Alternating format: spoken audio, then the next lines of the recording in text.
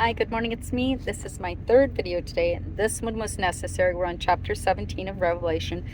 This one was necessary because of verses 10 through 12, which could be easily confusing. So it's necessary to go over these.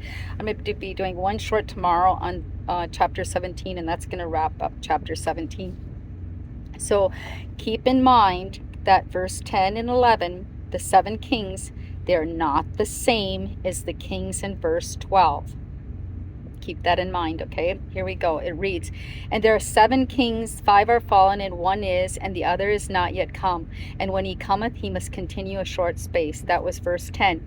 These 7 kings, it is one person. It is Satan, and he has 7 roles to play. He's playing 7 roles. Okay, and then we're going to read verse 11. It says, "And the beast that was and is not, even he is the 8th, and is of the 7, and goeth into perdition." So we read in verse 11 that he's going to get an additional role, an 8th. What are they? That's what we're going to go over. The first one is, now the first 5 are fallen, mean they're past tense. They've already passed.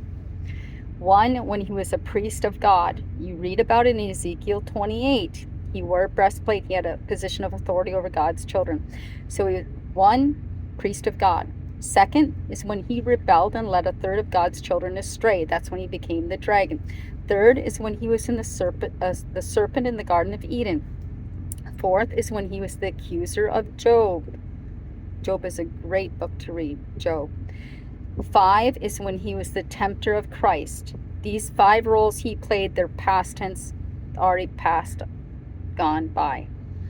Then we get into 6 and 7, and we see he has the 8th. 6 is where he's alive now in heaven, and he's organizing troops as he's being physically restrained from earth. 7 is when he's cast out of heaven here to earth, and he reigns as the false Christ for a short time. Then we see he has the 8th role, which is he's going to be released at the end of the millennium, and then he's going to go into perdition, cast into the lake of fire, where he will cease to exist.